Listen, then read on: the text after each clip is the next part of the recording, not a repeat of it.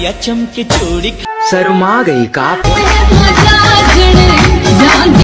तो हेलो भाई ब्रादार, की अवस्था तुम्हारे? आशा करी তোমরা সবাই অনেক ভালো আছো। বাট আমি ভালো কিভাবে থাকবো, যদিও মার বয়সী লোক এসে টিকটকে এইভাবে ফলাফলি করে, তো কি বলবো আর। এক পাও কবরে দিয়ে আর এখন বুড়ো বয়সে টিকটক চলাইতে আসছে। তো আমি এর একটা ফুল ভিডিওটা দেখে আসি। बुलबुल बुलबुल बोली सुन बाबुल, दिल में है प्यार दे कंट्रोल कंट्रोल होठों पे गितवा।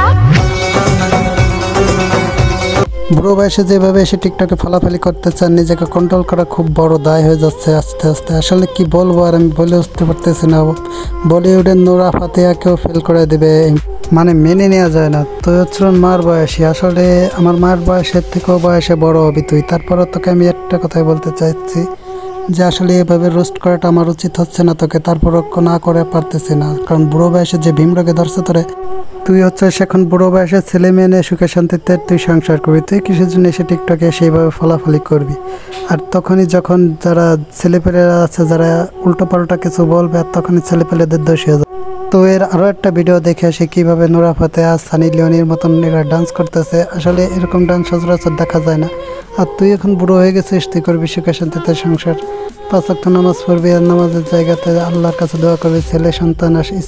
তুই সুখে শান্তিতে সংসার করবি আর আল্লাহর কাছে দোয়া করবি যে কীভাবে আল্লাহ তাদের ভালো রাখে। তা না করে তুই বুড়ো বয়সে এসে টিকটকে ফলাফলি চুদাচ্ছিস।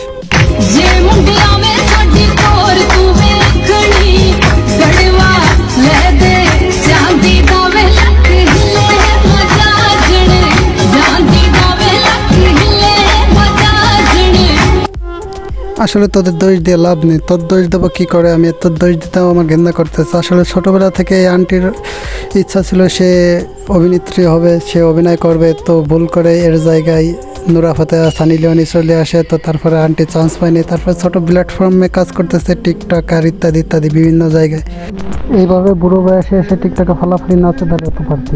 তুই টিকটক করবি ভালো কথা, তুই অন্য সাইডে টিকটক করতে পারতি, আরও অনেক ভালো কাজ করতে পারতি এর থেকে। তুই এইভাবে আসে বিভিন্ন গানে এসে টিকটকে এসে এইভাবে ডান্স না করতে পারতি, কারণ তোর বুড়ো বয়সে তোর ভীমরোগে ধরছে। ভাই তোর এই ডান্স দেখে আমার একটা কথা মনে পড়ে যাচ্ছে, বাংলাদেশের একমাত্র সুপারস্টার জাহিদ খানের কথা। কারণ জাহিদ খান যখন ডিগবাজি কিং ছিল, তখন জাহিদ খানকে নিয়ে অনেকে টোর করছে, অনেকে মজা করছে।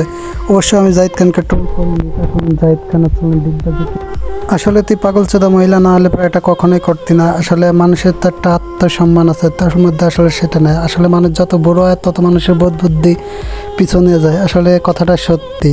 তো বেশি কথা বলবো না আর ভিডিওটা বেশি বড় করব না। তো যারা যারা এখন আমার ভিডিওটাকে লাইক করে দিও, চ্যানেলটাকে সাবস্ক্রাইব করে দিও, আর পাশে থাকা বেল আইকন অন করে দিও।